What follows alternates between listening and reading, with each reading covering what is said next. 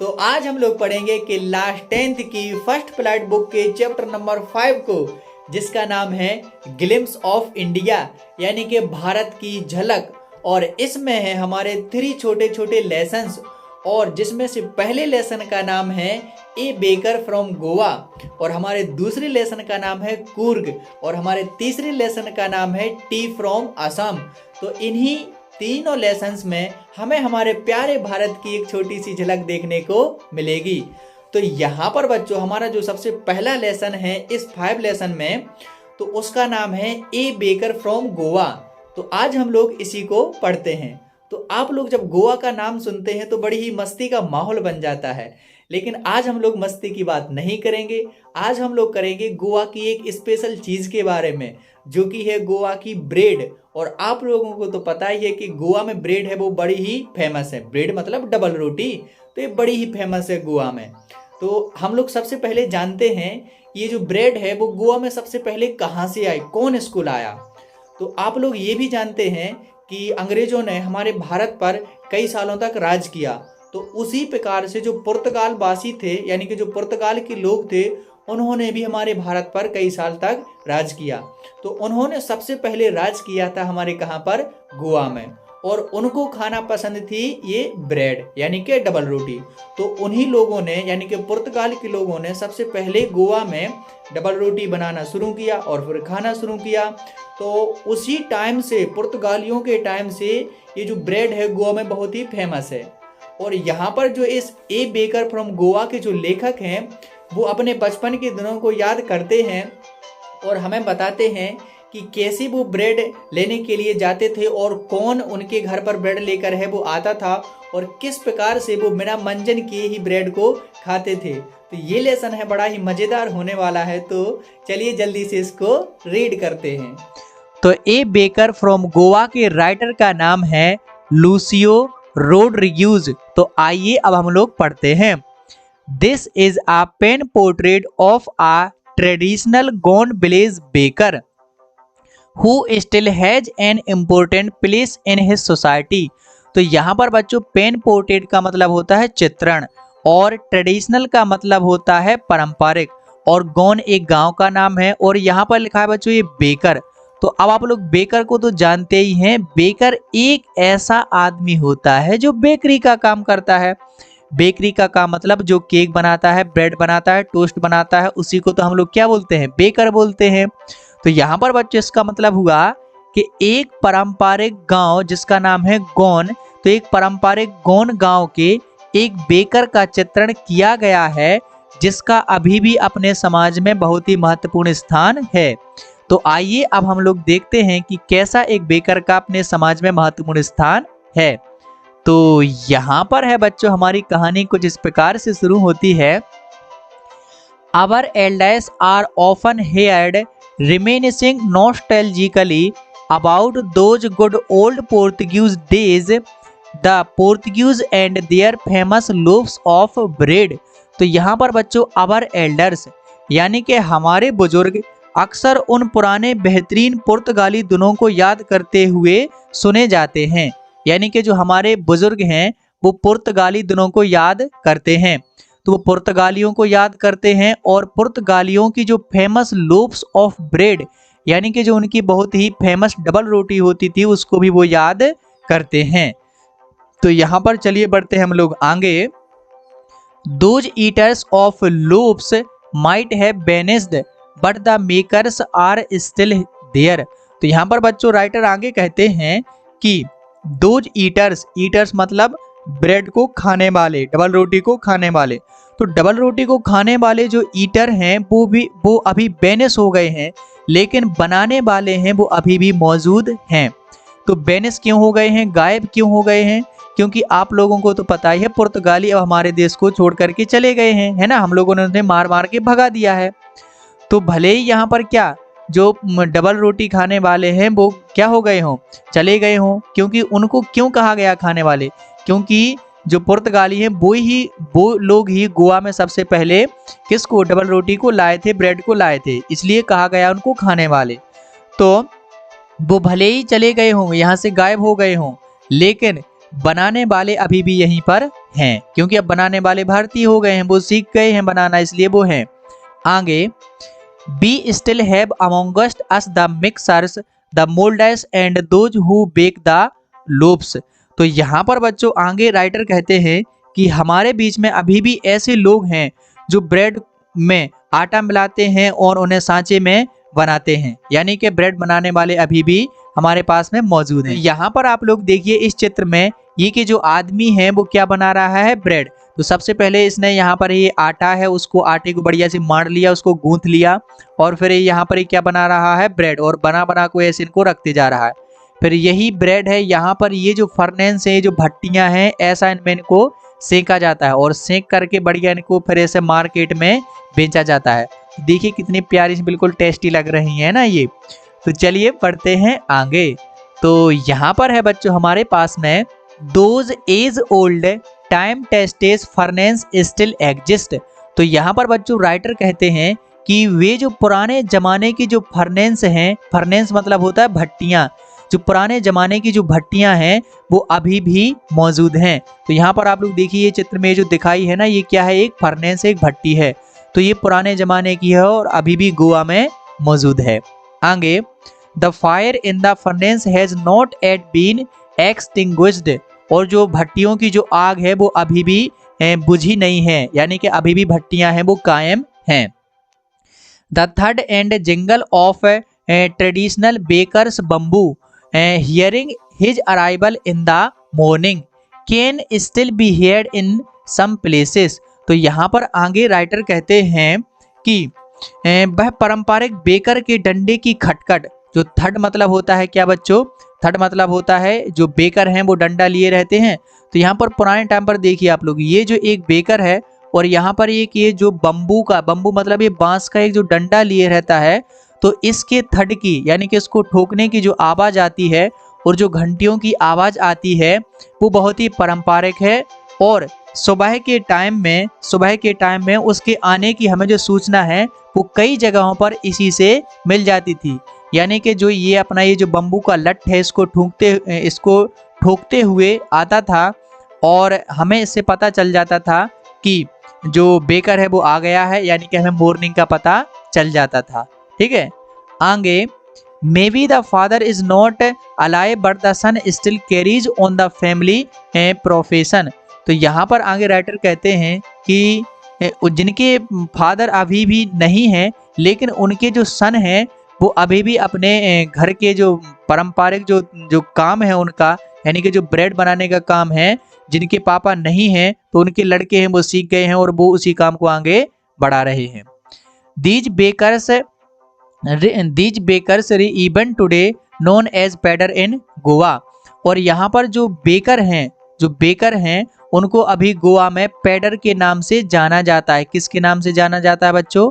गोवा में जो बेकर हैं उनको किसके नाम से जाना जाता है?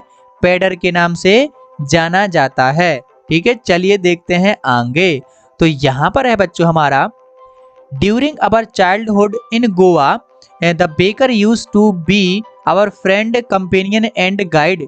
तो यहाँ पर जो राइटर हैं वो कहते हैं कि हमारे बचपन के दिनों में जो बेकर हुआ करता था, ये जो बेकर आप लोगों को दिख रहा है, ये बेकर हुआ करता था, वो हमारा एक फ्रेंड होता था, हमारा साथी होता था और हमारा गाइड करने वाला एक सलाहकार भी होता था। He used to come at least twice a day. और दिन में वो 2 बार आता था। कितनी बार आता था? 2 बार। Once when he set out in the morning on his selling round and then again when he returning after emptying his huge basket. तो 2 बार वो कब आता था? एक बार जब वो सुबह के टाइम में अपनी ब्रेड को बढ़िया टोकरी में भर करके लाता था तो एक बार तब निकलता था, और दूसरी बार जब वो ब्रेड को पूरी टोकरी, बिल्कुल भरी हुई टोकरी को, बहुत बड़ी बड़ी टोकरी को ऐसा खाली करके वापस लौटता था, तो फिर वो लौट करके लेखक के घर से निकलता था। तो इस प्रकार से वो लेखक के घर में कितनी बार आता था? 2 बार। द जिंगलिंग थर्ड of his bamboo wake up from sleep and we ran to meet and greet him. और जो जिंगलिंग यानी कि ये जो डंडा लिए हुए हैं, ये जो बम्बू का, जब इसको ये बजाता था ना तो उसी की आवाज़ सुन करके लेखक यहाँ पर जाग जाते थे और उससे मिलने के लिए, उसका स्वागत करने के लिए लेखक है दौड़ते थे। चलिए देखते हैं। तो इस प्रकार से लेखक अपने बचपन की बात कर रहे हैं। आगे, Why was it so? Was it for the love of the loaf? Not at all. तो यहाँ पर बच्चों जो हमारे राइटर हैं, पता है क्या कहते हैं? वो कहते हैं कि ऐसा क्यों होता है, क्या यह ब्रेड के प्रति था या केवल ये उसी की लगाव की बात थी। यानी कि जो राइटर हैं वो उस ब्रेड वाले के आते ही सुबह में जाग जाते थे, तो क्या केवल ये ब्रेड के लिए ही होता था कि इसके अलावा भी और कुछ है। तो चलिए देखते हैं।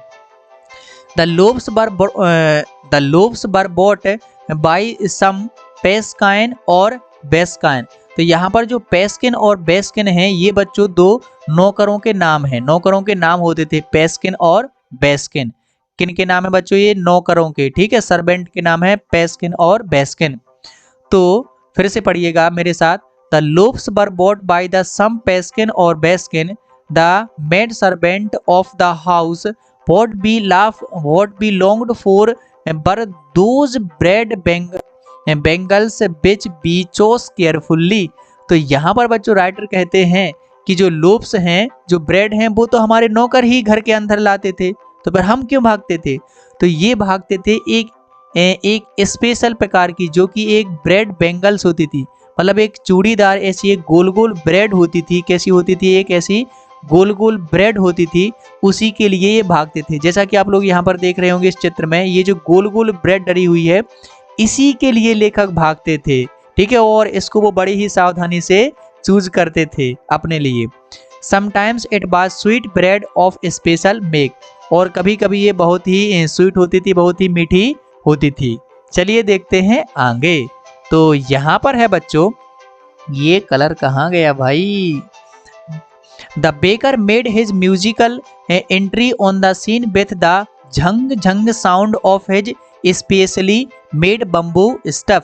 तो जो बेकर होता था वो एक म्यूजिकल एंट्री लेता था, यानी कि ऐसा समझो कि वो बढ़िया गाना सा बजाते हुए आता था। वो गाना कैसा बजाता था? झेंग झेंग या झंग झंग। अब झंग झंग कैसे बजाता था? ये जो इसका ये जो बम्बू का ये जो डंडा है ना, इसमें वो ऐसा यहाँ पर कुछ बांधे होगा घुंघरू टाइप का, और जब वो इसको ऐसा पटकता हो ना, जैसे जो हमारे बुजुर्ग लोग हैं वो एक डंडे लेकर के चलते हैं, तो जब वो इसको ठोकते हैं तो आवाज़ आती है। तो उसी प्रकार की आवाज़ करते हुए, झंग झंग की आवाज़ करते हुए वो बेकर है आता था।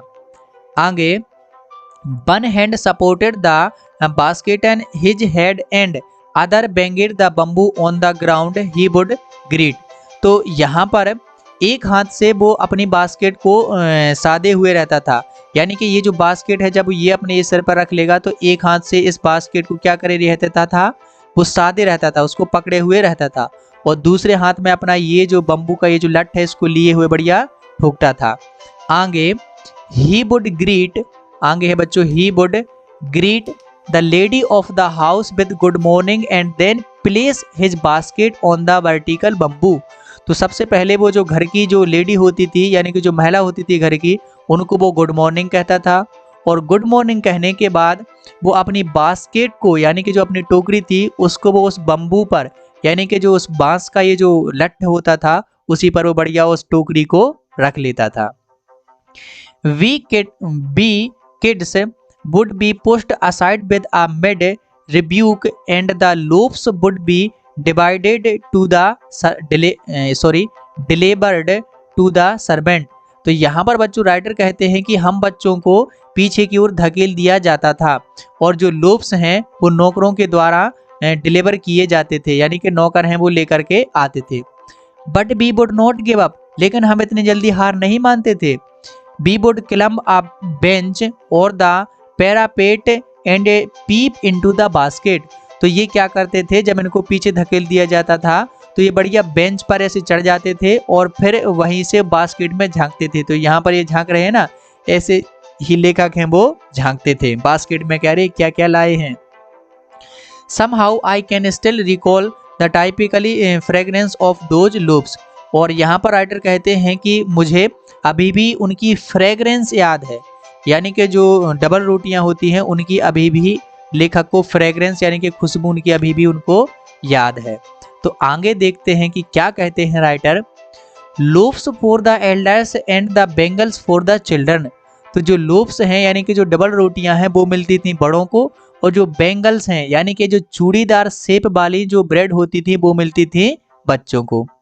Then we did not even care to brush our teeth और वॉश अवर माउथ प्रॉपरली। और जैसे इनको ब्रेड मिल जाती थी ये बेंगल वाली, ये चूड़ीदार वाली, तो ये फिर पता है क्या नहीं करते थे, ये ब्रश नहीं करते थे। मैंने आप लोगों को शुरू में बताया था ना, ये क्या है, ये राइटर हैं, वो क्या नहीं करते थे, ब्रश नहीं करते थे, ना ही अपना ठीक तरीके से मुंह धोते थे। क्यों, आगे देखिए पता चलेगा। एंड वाई शुड बी, और ये कह रहा है कि हम क्यों धोएं। Who would take the trouble of plucking the mango leaf for the toothbrush. कौन कौन आम के पेड़ पर चढ़े और कौन आम के पेड़ की जो दातुन है टूथब्रश बना करके करे। तो कौन इतना रिस्क लेना चाहता है कि मैं आम के पेड़ पर चढ़ूं और फिर उसकी दातुन तोड़ूं फिर उसको करूं। तो ये इतना नहीं करते थे, ठीक है, ये ऐसे ही लग जाते थे। And why was it necessary at all, और कहते हैं कि हाँ, और दातुन करने की क्या जरूरत है, ब्रश करने की क्या जरूरत है। The tiger never brushed his teeth, और कहते हैं कि शेर कभी अपने दांत साफ नहीं करता है ना। तो ये कह रहे हैं कि शेर अपने कभी दांत साफ नहीं करता है ना टाइगर, तो इसलिए ये भी कह रहे हैं कि हम भी नहीं साफ करते हैं। और आगे बताते हैं, hot T could wash and clean up everything so nicely after all. और बाद में पता है कह रहा है कि जब हम गर्मा गर्म चाय पीते हैं तो उससे हमारे पूरे के पूरे दांत हैं अच्छी तरीके से साफ हो जाते हैं, तो हम दातुन क्यों करें। तो इस प्रकार के थे ये हमारे राइटर, तो ऐसी बात ये कह रहे हैं, ठीक है। तो क्या बच्चों आप भी राइटर की तरह हो क्या, बिना मुंह धुए अब बिना ब्रश किए आप भी क्या लग जाते हो चाय टूस पर। अरे नहीं ना, ऐसा नहीं करना है ना बच्चों। चलिए देखते हैं आगे। तो यहाँ पर आगे बहुत ही आने वाला है मजा हम लोगों को। तो लिखा है, marriage gifts are meaningless without the sweet bread as known the bol. तो यहाँ पर राइटर कहते हैं कि जो मैरिज के गिफ्ट होते हैं वो मीनिंगलेस होते हैं, मतलब कितने ही महंगे आप लोग गिफ्ट लेके आओ उनकी कोई वैल्यू नहीं होती थी यदि वहाँ पर एक स्वीट ब्रेड नहीं होती थी जिसका नाम होता था बोल। तो मैरिज में किस ब्रेड का उपयोग किया जाता था, बोल का, इसके बिना सब फीका था। जस्ट एज अ पार्टी और अ feast loses it's charm without bread. और जैसे कि पार्टी में या किसी फेस्ट में जो ब्रेड है जिसकी जो वैल्यू होती थी वही शादियों में बोल की वैल्यू होती थी। Not enough can be said to show how important a baker can for a village. और ये बहुत ही काफ़ी नहीं है और ये कोई भी नहीं कह सकता है कि कितना इम्पोर्टेंट होता है एक बेकर का हमारे गांव में, ठीक है, ये बहुत ही इम्पोर्टेंट होता है बेकर एक गांव में। आगे, the lady of the house must prepare sandwiches on the occasion of her daughter's engagement. और यहाँ तक कि एक जो महिलाएं हैं या जो महिला है वो अपनी लड़की की एंगेजमेंट में सैंडविच को बनाती है ना, किसको बनाती है, सैंडविच को। तो इतनी फेमस है वहां पर ब्रेड। तो चलिए देखते हैं आगे। तो यहाँ पर है, cakes and bolinhas are a must for Christmas as well as other festivals. जो केक्स हैं और जो बोलन है ये बड़ी ही इंपॉर्टेंट होती हैं क्रिसमस के दिन और बहुत सारे त्योहारों के लिए। 10 इसी प्रकार the presence of the baker's furnace in the village is absolutely essential. जैसी कि ये जो केक्स होते हैं वो क्रिसमस के लिए बहुत ही इम्पोर्टेंट होते हैं और बाकी फेस्टिवल में, उसी प्रकार एक बेकर का और उनकी भट्टियों का गांव में होना बहुत ही एब्सोल्युटली पूरी तरीके से बहुत ही आवश्यक होता था। आगे, द बेकर और bread seller of those days had a peculiar dress known as the kabai. तो यहाँ पर बच्चों लेखक कहते हैं कि जो बेकर होता था यानी कि जो ब्रेड बेचने वाला होता था उसके पास में उन दोनों एक स्पेशल ड्रेस होती थी। क्या होती थी बच्चों, उसके पास में एक स्पेशल ड्रेस होती थी जिसको क्या बोलते थे, कबाई। क्या बोलते थे बच्चों, कबाई। एक स्पेशल ड्रेस होती थी जिसको क्या बोलते थे, kabai. It was a single piece of long frock reaching down to knee. और एक बहुत ही लंबी सी फ्रॉक होती थी जो कि घुटनों तक पहुंचती थी। तो यहाँ पर देखिए आप, ये यहाँ से पहने हुए है और यहाँ से बिल्कुल इसके घुटनों तक पहुंच रही है। तो अब आप लोग समझ गए हो कि ये क्या पहने हुए है, कबाई। और एक है ये हमारा क्या बच्चों, ये हमारा एक बेकर। तो ये कबाई पहने हुए हैं और इसी प्रकार की कबाई सारे बेकर हैं वो पहनते थे। चलिए देखते हैं आगे। तो यहाँ पर है बच्चों, in our childhood we sharp bakers bearing a shirt and trousers which were shorter than full length one and longer than half pants। तो यहाँ पर लेखक कहते हैं कि हमारे बचपन के दिनों में जो बेकर हैं वो एक शर्ट पहने होते थे और ट्राउजर पहने होते थे जो कि छोटा होता था फुल लेंथ से, यानी कि छोटे छोटे पहनते थे, ठीक है, और हाफ पैंट हैं वो पहनते थे। आगे, even today anyone who wears a half pant which reaches just below the knees invites the comment that he is dressed like a pader. और यहाँ तक कि लेखक कहते हैं कि अब कोई भी जो हाफ पैंट पहने हुए है और शर्ट ऐसी पहने हुए जो उसके घुटनों तक पहुँचती है, तो हम लोग उसको क्या कहते हैं कि ये एक पैडर की तरह है। क्या पहने हुए हैं? पैडर की तरह ड्रेस पहने हुए हैं, ठीक है। और पैडर मतलब क्या होता है बच्चों? बेकर, ठीक है, पैडर मतलब बेकर। चलिए देखते हैं आगे। तो यहाँ पर बच्चों बहुत ही इंपॉर्टेंट बात बताई गई है। The baker usually collected his bills at the end of the month. तो यहाँ पर राइटर कहते हैं कि जो बेकर होता है वो जो बिल्स हैं, यानी कि जो पूरा का पूरा जो ब्यौरा है ना, जैसे वो ब्रेड बेचता है तो उसके रुपयों का जो लेखा जोखा जो हिसाब है उसको वो महीने के अंत में कलेक्ट करता था, यानी कि हिसाब है वो महीने के अंत में जुड़ता था। Monthly accounts used to be recorded on some wall in pencil. तो पेंसिल से ऐसे दीवार पर यहाँ पर पैसे लिखे जाते थे कि इस दिन हम लोगों ने इतने ब्रेड लिए, इतने रुपए के हो गए, ऐसा दीवार पर हिसाब लिखा जाता था। Baking was indeed a profitable profession in the old days. The baker and his family never starved. तो उन दिनों के टाइम में जो बेकिंग का काम होता था वो बड़ा ही प्रॉफिटेबल, बहुत ही लाभदायक होता था, और जो बेकर हैं और उसका परिवार कभी भी भूखा नहीं रहता था, यानी कि अच्छा खासा बिजनेस था बेकिंग का उस टाइम में, ठीक है। चलिए देखते हैं आगे, और यही है हमारा last paragraph of the lesson. He his family and his servants always looked happy and prosperous. तो यहाँ पर वह यानी कि बेकर, उसका परिवार और यहाँ तक कि उसके नौकर भी बहुत ही अच्छे तरीके से खुश और खुशमिजाज नजर आते थे, उन्हें किसी भी चीज़ की कमी नहीं होती थी। Their plump physique was an open testimony to this. और उनकी जो फिजिक होती थी, यानी कि उनकी जो शारीरिक बनावट, जो बेकर होते थे वो इस प्रकार के ऐसे मोटू हो जाते थे, तो उनकी बनावट से पता चल जाता कि ये बिल्कुल भी मतलब दुख में नहीं है, ये तो बड़े ही खुश हैं। Even today any person with a jackfruit like physical appearance is easily compared to a baker. और यहाँ तक कि आज भी जो ऐसा मोटू टाइप का होता है ना, जिसकी ये कद्दू की जैसी शक्ल होती है, तो उसको ये लोग क्या बोल देते हैं? बेकर। तो यहाँ पर बच्चों ये हो गया हमारा लेसन बिल्कुल पूरी तरीके से कंप्लीट। तो हमने यहाँ पर बच्चों लाइन बाय लाइन बहुत ही अच्छे तरीके से समझा है। तो अब इसका आने वाला है आपके लिए सेकंड पार्ट, और जिसका नाम है कूर्ग, और फिर हम लोग पढ़ेंगे टी फ्रॉम असम। तो बने रहिए हमारे साथ और पढ़ते रहिए इसी प्रकार के अमेजिंग से लेसन, और खुश रहिए।